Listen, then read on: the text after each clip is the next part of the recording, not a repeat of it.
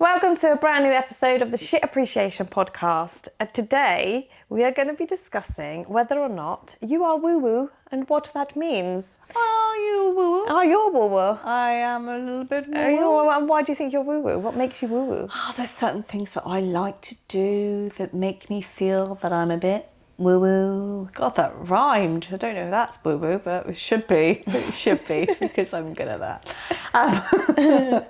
Definitely love me a crystal. Mm-hmm. Oh, I love me a crystal. Yeah, much to my husband's dismay. The commitment with crystals is insane. I know.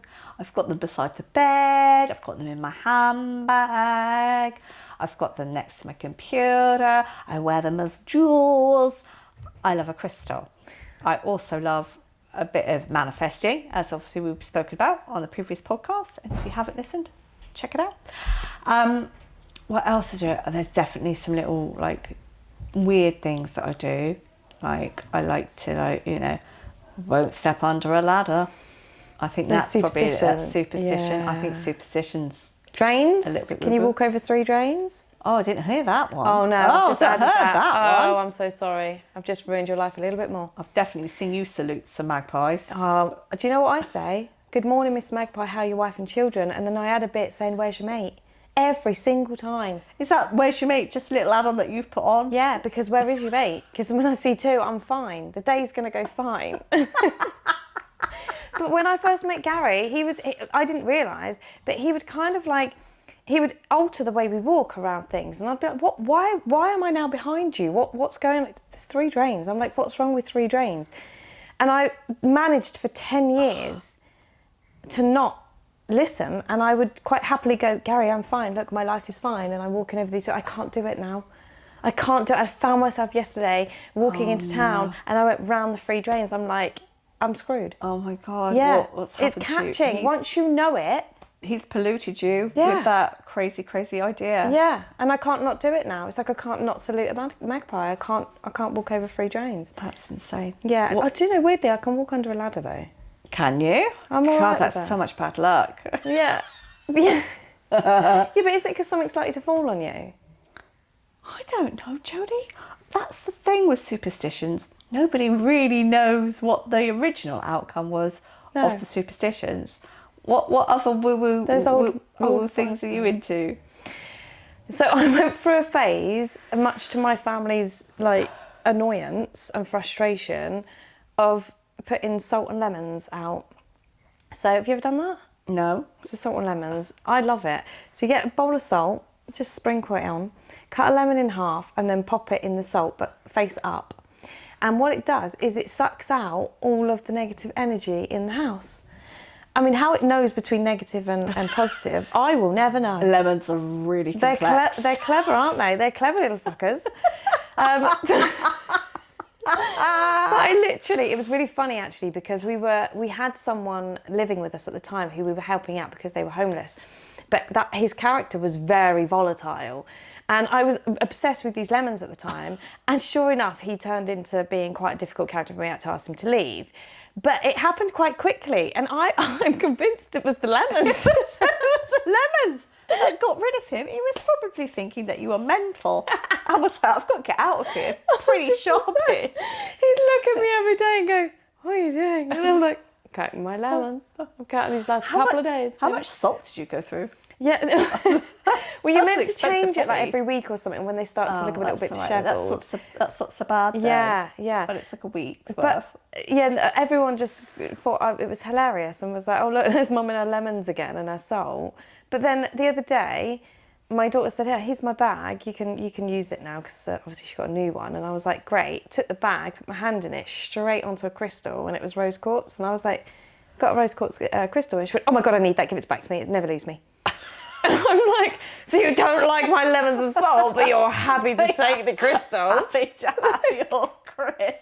I'm like, "Oh, okay." So I think it's interesting, isn't it? Because I think if you're born into woo-woo, then it's just natural, that's your life. But if you step into it, you kind of accumulate things over time, a bit like the superstitions. So first of all, it's like the magpie. Now I can't walk over 3 freaking drains, and that will just expand until I probably won't ever leave my house.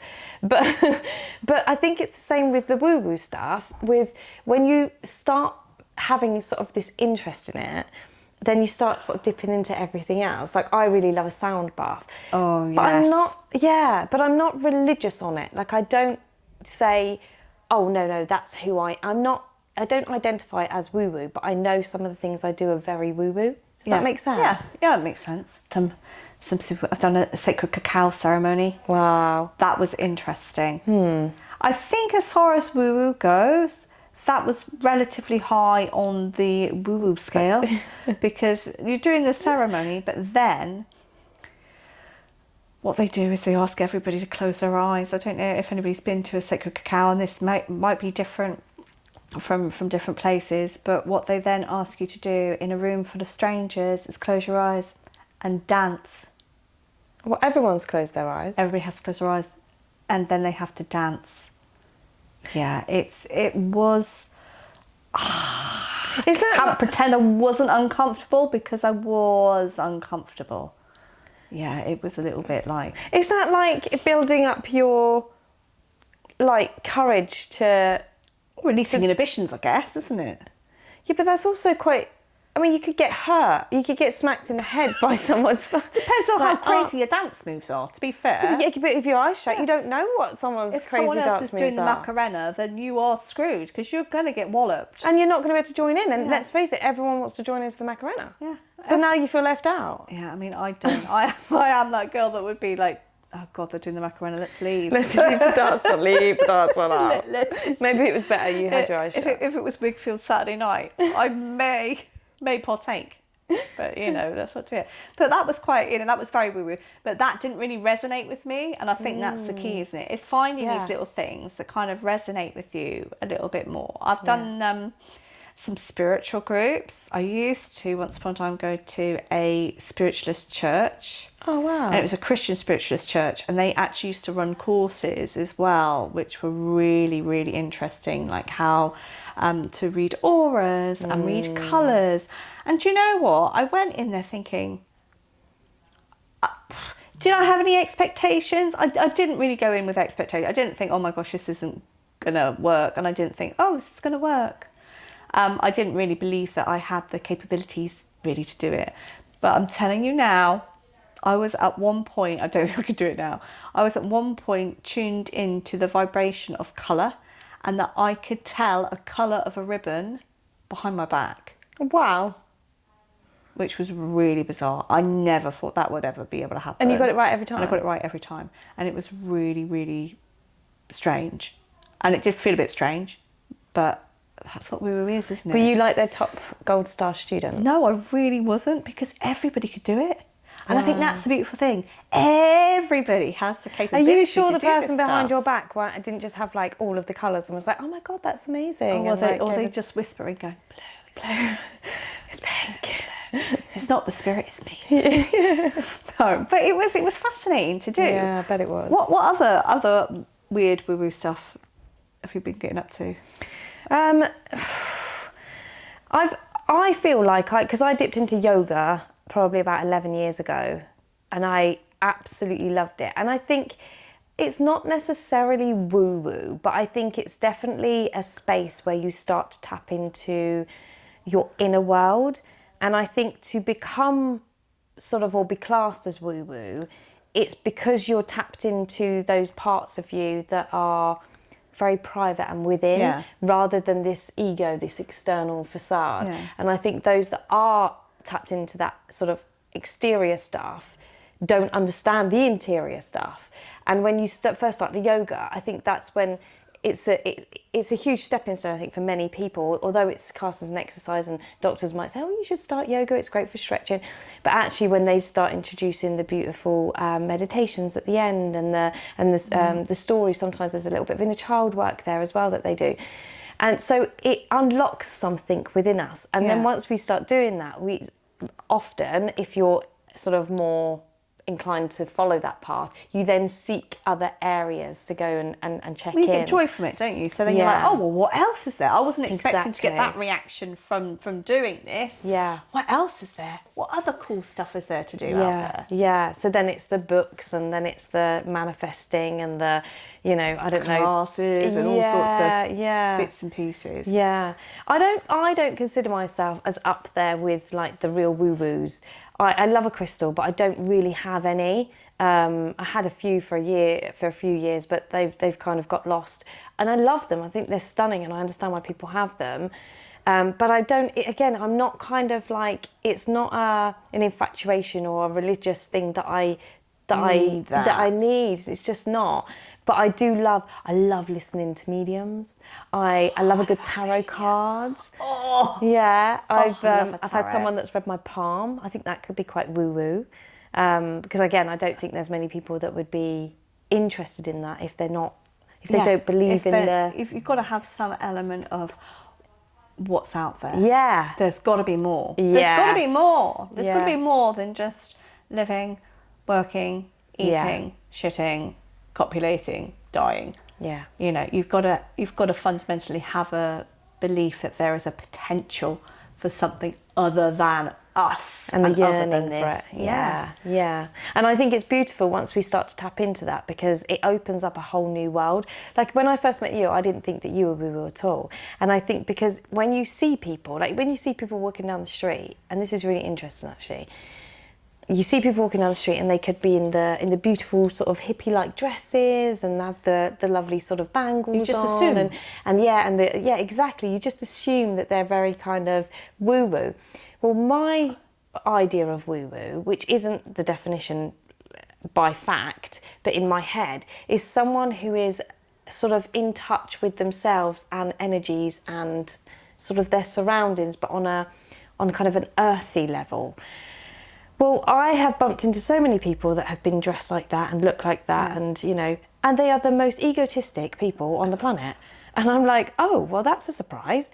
Like, you're not in touch with what I thought you were in touch with. Like, I love to go and hug a tree. If I'm not grounded properly, I'll take my shoes off and go outside and ground myself. So I do all of that stuff, and I consider that quite woo-woo. Yeah. But then, like when I met you, I was like, I didn't think that you would be interested in that. Whereas I know if we were walking in the woods, we'd both go, let's hug that tree. Let's hug that tree. I actually did that with Steve the other day. We went for a walk. We actually had a lovely romantico walk. And I was like, oh, Steve, I said, I'm just going to go and hug that tree. And the look that I received from my husband, who knows me well, he knows all my little like idiosyncrasies and stuff like that. He looked at me and was like, I'm just going to wait up here. Can I carry on walking?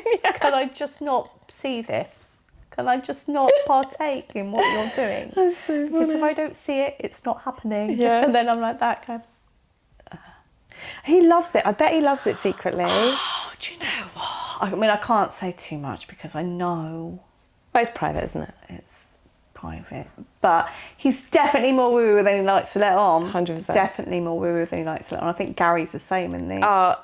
Definitely. So when I first met him, the way he was, I was like, huh. And he'd give little telltale signs away, and I was like, oh, okay. But I wouldn't jump on it because it was still fresh. Yeah. And now, if I'm, it's more my language he's getting used to, because before it'd be like, huh, what the fuck is she saying? Like, and I said to him the other week, I said, should we just go and have a walk and, you know, go and hug a tree? And he'd be like, well, you can hug the tree. But I know... When your back is turned, Gary is on that tree. I know that when I'm there, exactly. But when I'm there, I could actually make him do it, because he's been to yoga with me. He's done all sorts of stuff. Do you know what? Sorry, Gary. We did a silent disco yoga session. Yeah, insane. Because her voice was just pure, like it was beautiful, her voice. And we all had these headphones on with some music playing in the background, and we were all doing yoga.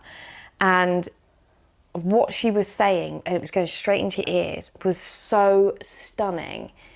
And I sat down on the mat and I looked over and he was crying.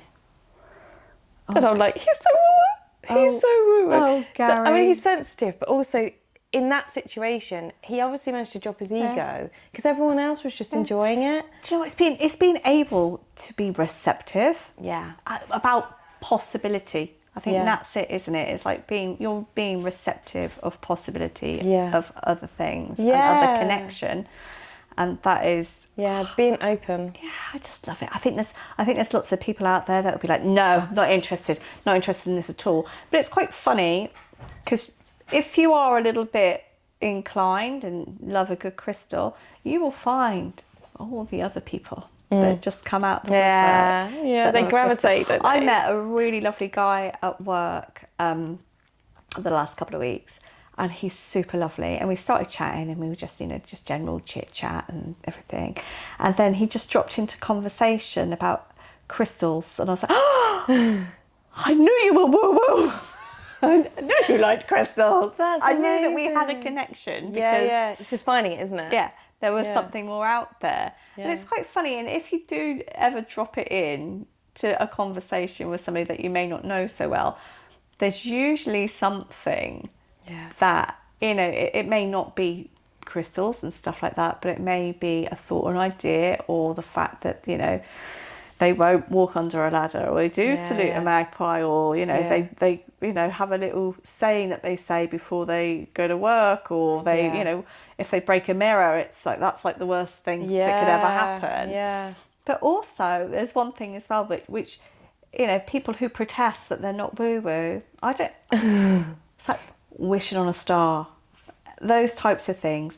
That's woo-woo. Yeah. That's trying to manifest from having a wish on a star. And we kind of teach our kids that as well. Oh, make a wish on a star. Yeah. Oh, it's a shooting star. That's lucky. Yeah. Something's lucky. A clover. Yeah. Again, on that same walk in the woods, there was a big pile of clover. I spent ages Looking for a four-leaf clover. trying to find a four-leaf clover. It didn't happen. It didn't happen. But Yeah. Oh, it's funny you say that, those that sort of protest, they're not. So I've been following this woman online for probably 5 years, and she is a very, very financially successful business lady who is very big in the online space for creating courses. So she's created a fantastic course, a business course where you can, it's brilliant. It's brilliant what she's done. Her character, however, I went against everything in my body when I bought this course, because I was not aligned with her as a person at all.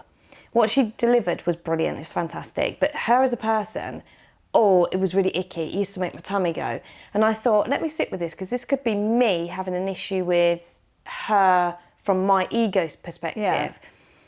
And actually, I obviously haven't spent fucking 5 years thinking about it, but when it comes up and I see her online, it jogs my memory, and I'm like, oh, hold on, let me see how I feel now.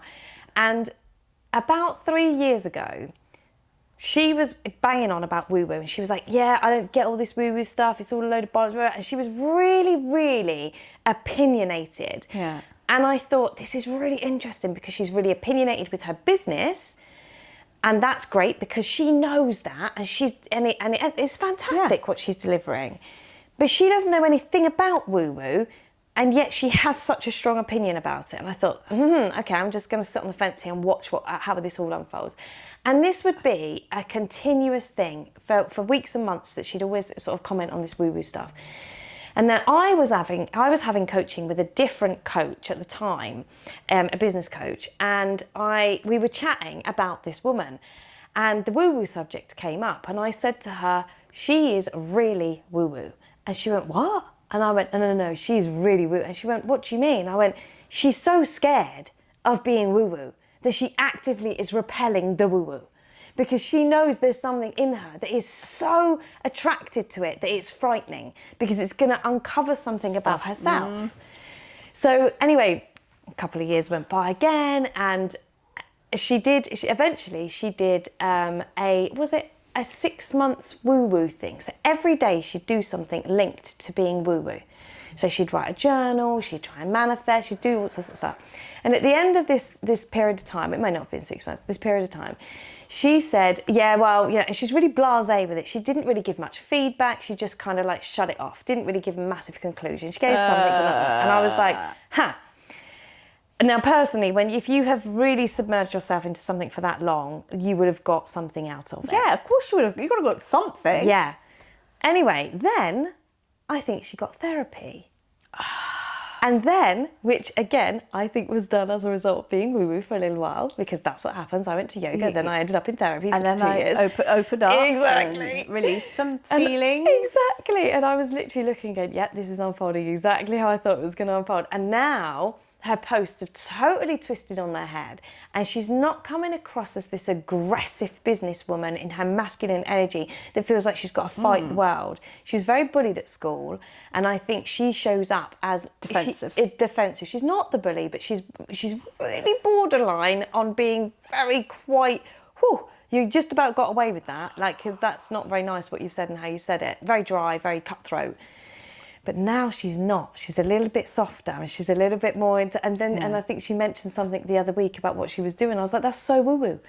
But into her head now, it's almost normal because she's done this healing. And I'm like, ta-da! So I think when we repel it, it's actually probably because we are so scared to look within ourselves and get to know ourselves that she was so frightened of that. So she thought, no, I'm not. Leave me alone. Don't go there. And poof, ta-da! She's a great example. It's good though, isn't it? I think that there's also like a lot of like health things out there, like yoga. Like there's obviously yin yoga, which is a different type of woo-woo yoga. But yeah, there's been this like big health craze with cold plunging and saunaing and stuff like that, where and a lot of people are selling it as a physical. It's a physical thing to fitness. Yeah, fitness. Yeah. Whereas it's all to do with the nervous system. It's all to do with that. And all to do with the body and the mind. And energy. Which is all energy. Exactly. And getting all the good vibrations and the good feelings from that. Yeah. Which Breath work, the same, meditation. That's a massive thing at the moment as well. Yeah. It's all a bit of woo-woo. And then we've got obviously Wim Hof with his breathwork techniques as well, with ice and cold plunging and stuff like that. A lot of breath work, You know, that's all sort of connection with on another level with something other than us. Greater than the ego. Yeah. Yeah. So it's all a little bit woo-woo. A little bit woo-woo. Yeah. Yeah. And I do love it. I mean, it's definitely something that I constantly want to dip into. And some stuff I do, like the sacred cacao. Not for me. But you tried it. But it was fun, and it was a good experience to just give it a whirl, you know. I've definitely had some like crystal healing, which I've really enjoyed. Yeah. I know I've mentioned before on one of our previous podcasts about my beautiful friend Carly, who is super woo woo and comes from a super woo woo family. Her family are very, very woo woo. But she's doing like that woman that you were talking about with her business. Carly's gone into her business with her business brain because she is incredibly intelligent. Yeah. But she's also gone in with her woo-woo brain, and she's created some really beautiful things. And the way that she delivers these really amazing business ideas, which she's doing at the moment, is done in such a different way than that stereotypical hard sell. It's kind of done on a different frequency. It's done on a level of love. It's done on a level of kindness, because she is in tune with an energy bigger and greater than her. And she'll attract that. Yeah. She'll attract the people like you and I, she's rather getting, than those all the good stuff in, and she's giving all the good stuff out. And I think there's a lot of people like that. I think also people who say, oh, you know, that was a bit of good luck. Wish me luck tonight on the lottery. Wish me luck on my test. Yeah. Wishing someone luck is woo-woo. Yeah. Luck is woo-woo. Yeah. Yeah. That whole thing. How many times have you said, oh, good luck, break a leg, all of those types of things. Those are sayings which are, you know, in line with what we're calling woo-woo. Yeah. But actually, it's just kind of like day-to-day things that we just talk about. But actually, when you start looking at it, you're like, yeah. And we all do it and we don't realise it. No, we don't. And yet so many of us are kind of like, oh no, absolutely not. Oh no. There's always a reason for things, and I'm like, well, what if there isn't? I wonder what it is though. I wonder what the barrier is. I wonder what the fear is with it. It's got to be the fear of vulnerability. Yeah, I think so. I think, and it's the ego as well. I think some people really want sort of a book. So like, you know, when you sort of have a baby and you and people say, well, you don't get a book, you know, of how to bring this baby out. although you don't get a book of how to bring the baby up, I think some people live a life very much like a book. Sort of, well, you wake up at this time, you have breakfast at this time, you brush your teeth, you go to work, you come home, you do this, you do that.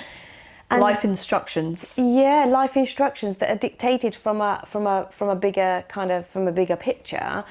Whereas I think for me, I definitely actively want to avoid that life, and I'm more so in the how I feel, what's the weather doing, how my children are, like, you know, where's the energy today? Would you not rather be dictated to by something that is potentially greater than you than the government? Yeah, Do exactly. you know what I mean? Government, or maybe there's something else greater out there that's greater than all of the, you know, all the fat cats that are soaking it up and, you know, making us run our lives in a certain way. Which I suppose again, isn't this strange? I suppose a lot of this could be when we talk about the universe. And when I say the universe, like I guess I say it in replacement of maybe God. Yeah. So there's different beliefs, different words and for words. the same thing. And when I say the universe has got my back, it's I really do think of the universe, like that expanse, the planet, the stars, everything, the air, all of it. But how is it that we as human beings know that the universe, from a scientific background, is ever expanding and is beyond our understanding of the scale and the enormity of what the universe is?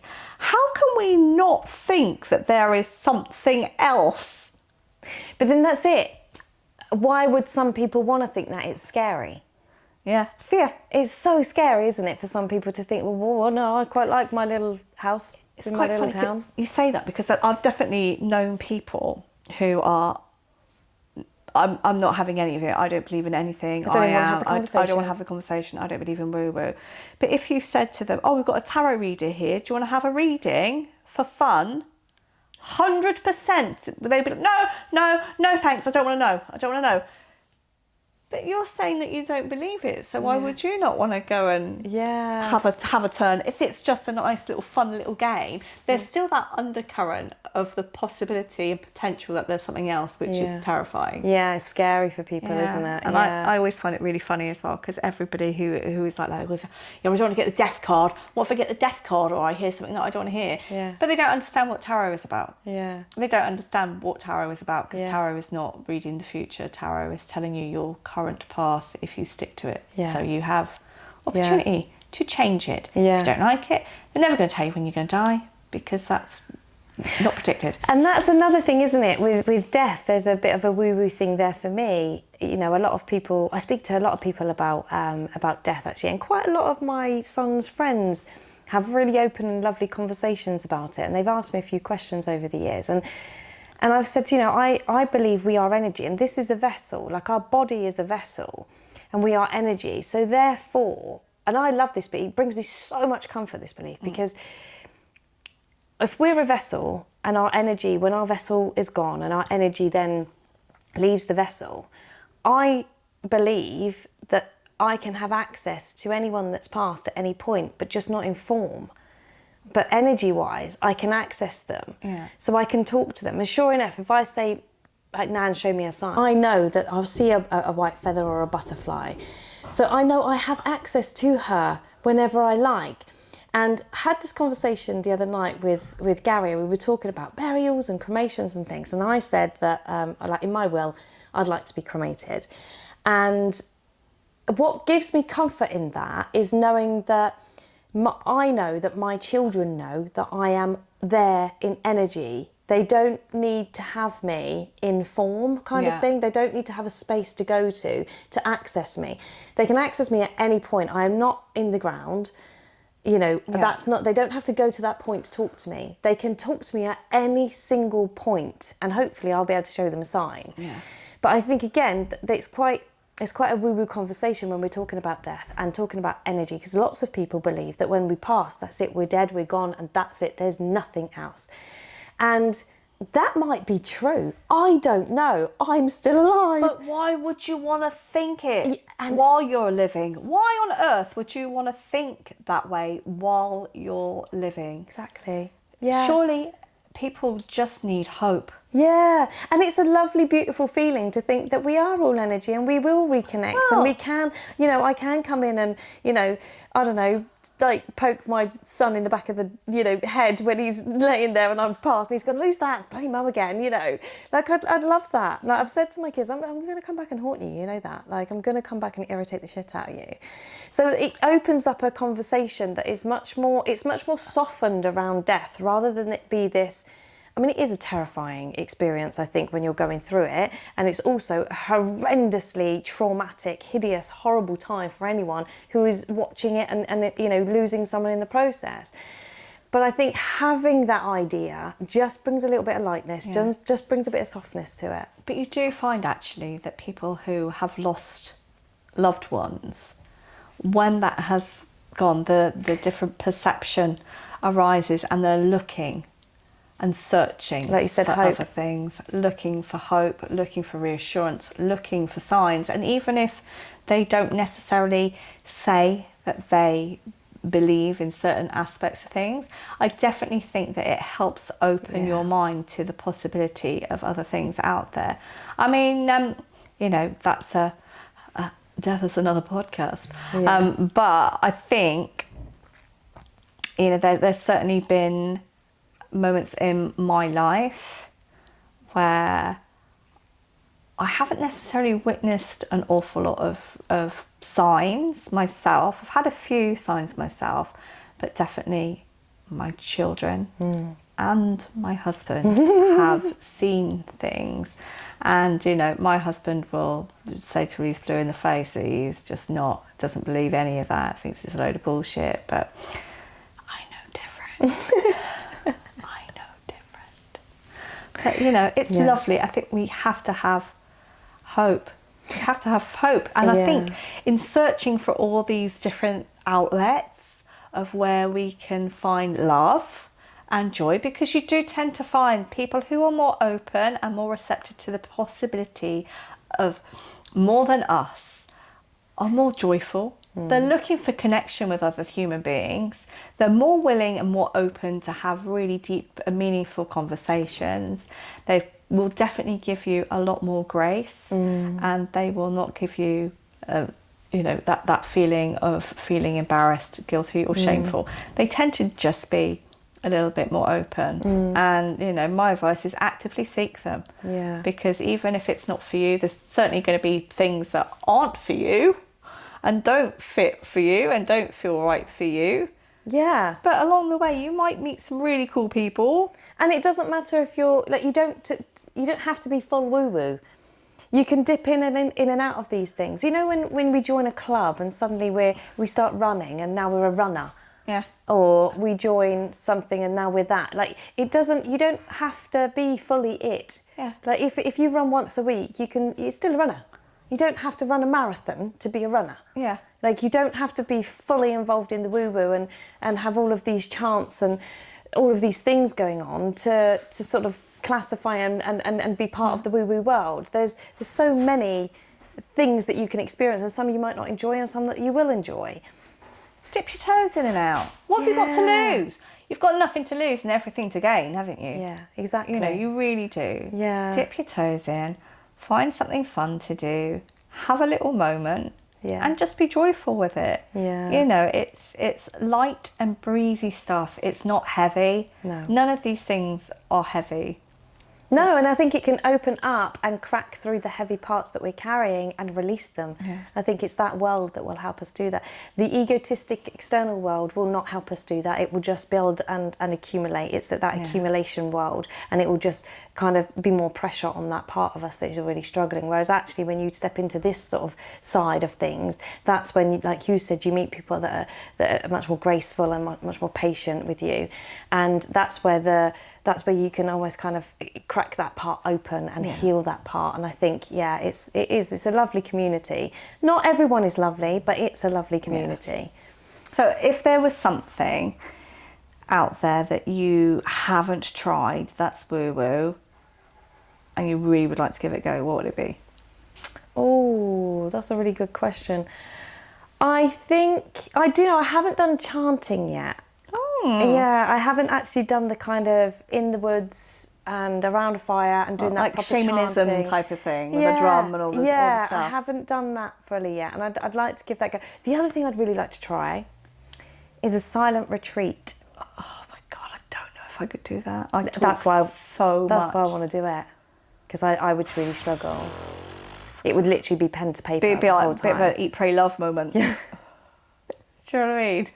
It would be really super tough, but yeah, it's definitely something I'd like to do. Yeah, not for me. How about you? I think I'd like to do some breath work. Oh, I yeah. hear that's amazing. I've not tried that yet. It's really good. I really I've done a lot of breath fancy work. doing a bit of that. I tell you what, there's a good book called from I think it's James Nesbitt. He's written a book. I think it's called Breathe or Breath. Fantastic book, and it's not written in a woo-woo way, but it gives you the full science of breath work and how it helps, and how breathing through your nose is really important, because when you're breathing through your mouth, it activates your fight or flight nervous system. So it's really, which is why people tape their mouths at night. So I tape my mouth at night. Do you? So you breathe. So you Oh my God. focus on breathing. I feel like I was suffocating. No, it's amazing. It actually really helps. It helps with all sorts of stuff. I'm not going to go into the science because I don't know enough about it. But yeah, brilliant book recommendation there. I'll give it. So, yeah. Give it a little go. Might have to borrow that one, shoulders. Yeah. Yeah. You're welcome. So what's your main takeaway about all things? Or whoa, whoa, whoa, whoa, whoa. Oh, whoa, whoa, whoa, whoa, whoa. Mine is that I would never want to be in another world. I really like this little world of woo-woo. I love it. I love surprising people that aren't woo-woo that come around as well, because they don't expect me to be a little bit woo-woo, and I am, and then they kind of take the mickey, and then I kind of just let them do that, because it doesn't matter. We're just confused why you're getting out some lemons. Yeah, and then they'll come back and they'll go, do you know what, I tried that thing. I'm like, how'd you get on? They're like, it's amazing. I'm like, I know.